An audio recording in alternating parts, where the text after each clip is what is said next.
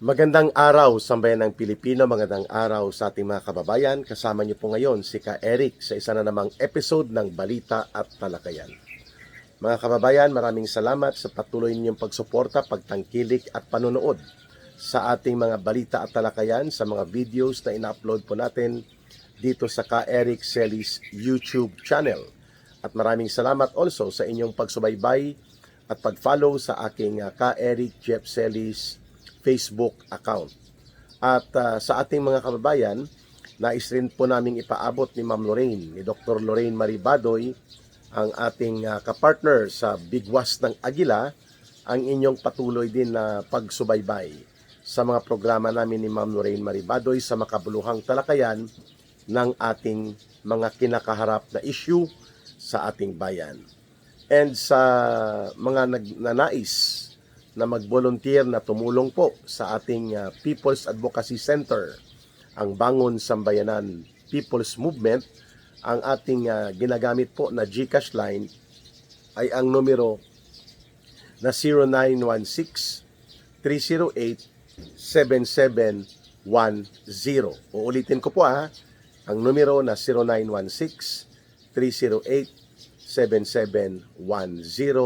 Rohilda Celis po, kay Langging po ang pangalan na yan. Maraming salamat sa inyong pagtitiwala. Mga kababayan, talakayin po natin itong balita na nagagalit daw di umano itong mga miyembro ng House Committee on Injustice. Imbis na House Committee on Justice, tinatawag po ito na House Committee on Injustice. Nang tinawag ito ng iba't ibang mga grupo, pati po ng ilang mga netizens and political commentators na nagsasagawa na ng kangaroo court trial dyan po sa House Committee on Injustice, rather than just facilitate, evaluate, and process ang impeachment complaint na sinasabi laban kay Vice President Sara Duterte. Aba, nakakaramdam din po at naging sensitive bigla itong mga alipores ni Martin Tambaloslos at mga tauhan nila Marcos at ng mga grupo nila sa sindikato nila dyan sa Kongreso. Bigla po nilang sinabi na nag-aabuso daw sa pagkokomentaryo ang mga tao kung tinatawag na mini kangaroo court ang nagaganap dyan sa House of Representatives. Aba, dapat lang naman natawagin ito na mini kangaroo court trial at nararapat at tama lamang din na ang ating Vice Presidente ay hindi mag-attend personally dyan sa walang kabuluhan, mapangwasak at may panunulsol ng panguudyok ng pandaraya sa proseso, itong mini kangaroo court nga na kondukta ng sinasabi nilang impeachment proceedings laban kay Vice President Sara Duterte. Bakit naman nararapat lamang na tawagin itong kangaroo court ang ginagawa dyan nila? Dahil kay Speaker, may maleta tayo na si Luistro at mga alipores niya, itong si Adjong Alonto, itong sila Tere Ridon na sinipa ni Pangulong Duterte sa kanyang gobyerno dahil abusado ito sa travel ng travel, ikot ng ikot at lakwat siya ng lakwat siya. Okay? Sino pa mga nandyan? Itong mga grupo po nila Benny Abante, nila Lula Layla de Lima, ang mga komunistang terorista na nasa loob ng party list group na nagkukunwaring kongresista din, no? Kagaya nila Antonio Tinio at mga grupo nila. Ito po ay mga rabid anti-Duterte. Yun lang po ang motivation nila. Mapigilan ang muling pag-angat sa gobyerno at pamunuan ng gobyerno ang isa na namang Duterte sa katauhan po ni Vice President Sara Duterte.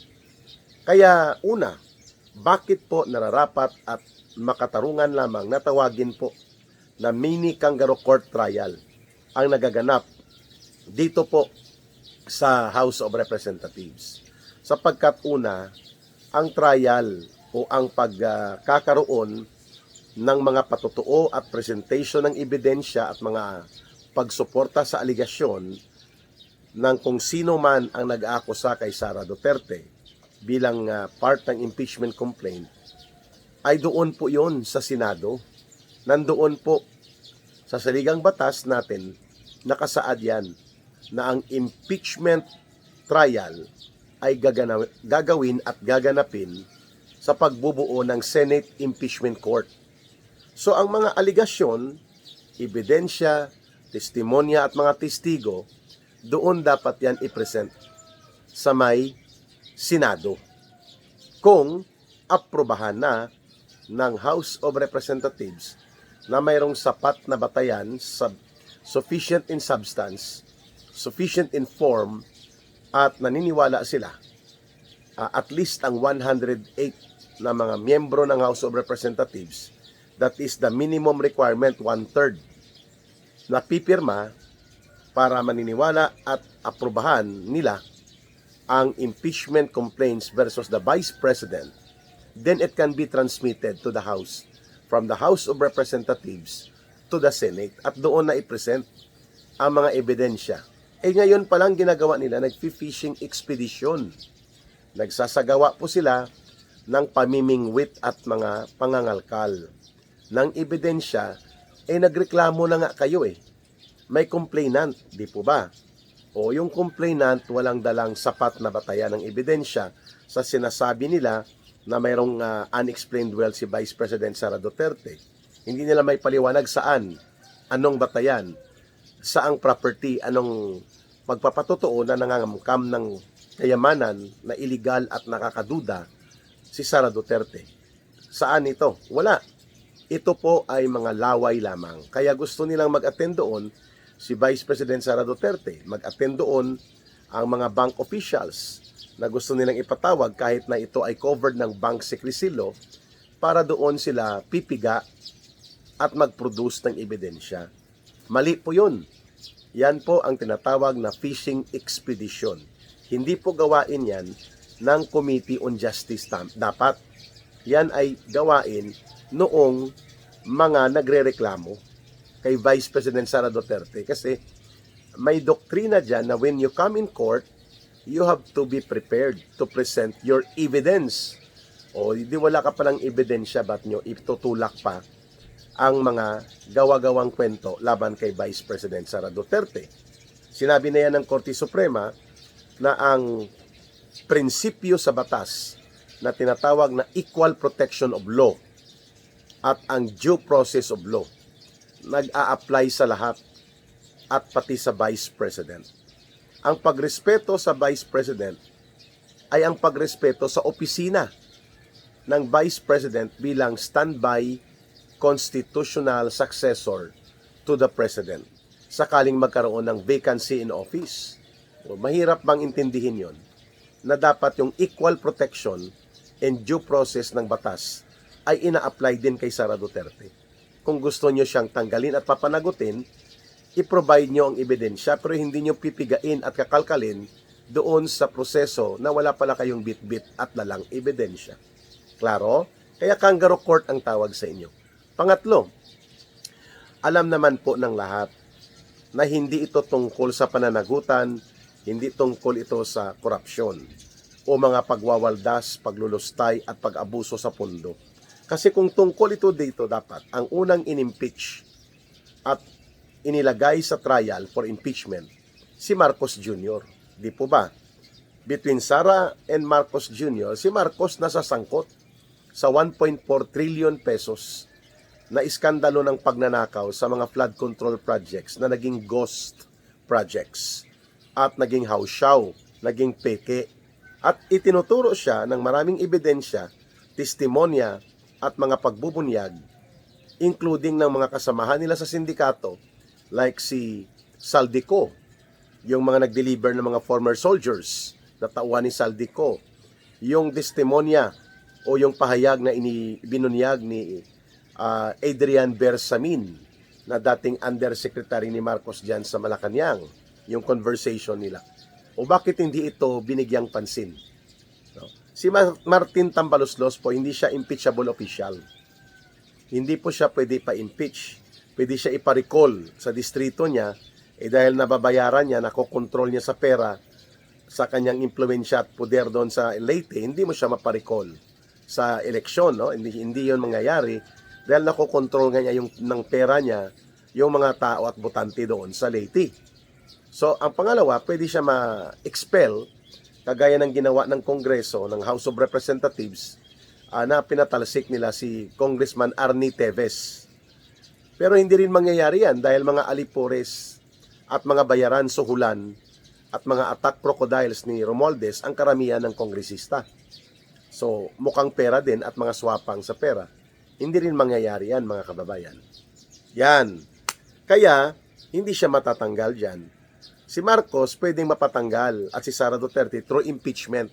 Pero dapat sumusunod sa prosesong tama at hindi po ginagawang ito parang laro ng demolition operations sa laro ng politika, which is yan ang ginagawa kay Sara Duterte. Ngayon, alam natin na hindi ito tungkol sa pananagutan. Ang ginagawa ng House of Representatives, ito ay patungkol sa taktika nila na matanggal po sa pagiging Vice President si Sara Duterte at hindi na siya makakatakbo pa sa anumang posisyon sa gobyerno, including ang pagiging kandidato sa pagiging presidente sa 2028 kapag siya ay na-convict sa impeachment. Yon ang kanilang objective.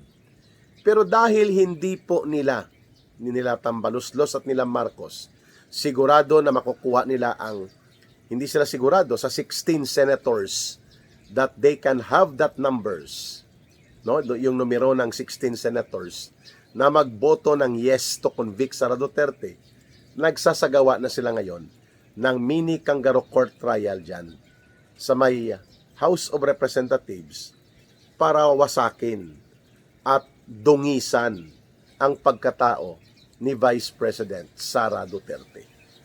That's the purpose of that mini kangaroo court. Number one, mag-fishing expedition at ikutan at labagin ang mga batas at proseso. Dahil alam nila na hindi nila ito magagawa doon sa Senado kapag nandoon ang totoong trial sa impeachment when the Senate will be convened as an impeachment court. Number two, gagamitin po nila ito na pagkakataon para magpropaganda. Umatake kay Sara Duterte at pakasamain siya at tapunan ng mga putik. Kaya nagkakaroon sila ng mini-mini trial na parang kangaroo court nga, walang prosesong tama at binabaloktot ang equal protection of law principle at ang due process that should be afforded also to the Vice President na una nang sinabi ng Korte Suprema. Kaya may mini kangaroo court trial dyan. Number 3, naglalayon po sila na lutuin ang public opinion sa pamamagitan ng pagpapatestimonya kina Madriaga, which is according kay Congressman Rufus Rodriguez, polluted witness. Hindi mapagkakatiwalaan sapagkat ito ay bayaran sa mga highly organized crime operations such as allegedly sa kidnap for ransom, mga trafficking ng armas at mga gun for hire according to the PNP revelations ng Philippine National Police previously pa. At pati itong si Trillanes na alam natin po, rabid anti-Duterte ito. Kaya itong mag-imbento ng mga kwento, pati ang mga kwento na babangon ang patay sa mga sementeryo sa pamamagitan ng drawing niya, ay kaya niyang gawin yan. Kagaya ng Bicoy story niya, yung totoong narcolist, itinuro ito kay Trillanes na siya daw ang pasimuno pala noon. According kay Bicoy, according sa iba pang mga nag-testify noon. So, ito ngayon ang gagawin nila. Maglulunsad sila ng all-out mini kangaroo court trial bago pa man nila ipaakyat sa Senado. And that is the objective why they are issuing subpoena. Pinapasubpoena nila si Sara Duterte, pinapasubpoena nila mga abogado, mga bank officials, kahit pa na ito ay dapat ginagawa na lamang doon sa Senate Impeachment Court. Ba't hindi na lang nila idirekta doon? Pagbutuhan nila, no? 'Di ba? Pagbalik nila o ngayong April, magpa-convene sila ng special session sa plenaryo, 3 araw for example, no? At doon magbutuhan na. Kasi alam na ng taong bayan na iaakyat nila yan sa Senado. because they only need 108 numbers sa House of Tambaloslos. And they have more than 108 na mga kongresistang buaya na pipirma dyan. Kaya pwede namang idiretso na nila sa Senado. At ang Senado ang magdedesisyon kung ipagpapatuloy at bubuksan ang impeachment court at impeachment trial. At doon na haharap si Sara Duterte at ang mga nag-aakusa at pati ito ang House Committee na bubuuin nila ang kanilang mga prosecutors. Ayan. O ba't hindi sinusunod yan? Kasi iba ang objective nila. Ang objective nila, kung hindi man mapapakonvict si Sara Duterte, tatapunan nila ng putik. Sisirain sa propaganda, wawasakin ang kanyang pagkatao hanggang sa lutuin nila ang mga pampublikong opinyon laban kay Vice President Sara Duterte. And that is where itong alliance ni Marcos at ni Romualdez sa mga komunistang terorista at sa mga hilaw na komunistang kasabwat ng mga yellow and pink zombies and opportunists, diyan na pumapasok. Pati ang simbahan katoliko, ang CBCP, na nagiging kasabwat na rin itong mga dilawan at pinklawan sa kanilang mga pananaw at pati sa urban operatives ng CPP, NPA, NDF. Kaya niluluto nila ang mini kangaroo court at the House of Representatives in order to totally launch, ilulunsad nila ang atake propaganda todo laban kay Vice President Sara Duterte. Kaya tama lang po na tinatawag yan na mini kangaroo court, meaning walang bisa, walang katuturan, at yan ay isang uri ng political demolition job na inilulunsad nila Marcos Jr. at nila Martin Tambaloslos na silang nasa likod nito upang ilihis din nila ang issue sa malawakang pandarambong at sistematikong pangungurakot sa mga programa ng gobyerno, lalo na sa flood control anomaly and scandals nila na umaabot na sa 1.4 trillion pesos ang ninakaw na hindi po nasisingil pa at napapanagot ng mga mamamayang Pilipino. Mga kababayan, ang ating habilin palagi, maliban po sa pagsubaybay, pag-promote, pag-link, pag-share at pag-like ng ating videos at mga talakayan dito sa Balita at Talakayan, ay pakatandaan natin. Mahalin natin ang bansang Pilipinas, walang ibang magmamahal nito, kundi tayo ring mga Pilipino. Maraming salamat para sa Diyos at sa Pilipinas nating mahal. May God bless everyone, and may Allah will be with those who are Muslim brothers and sisters. Maraming salamat po. Mabuhay. Ito si Ka Eric. Bye for now.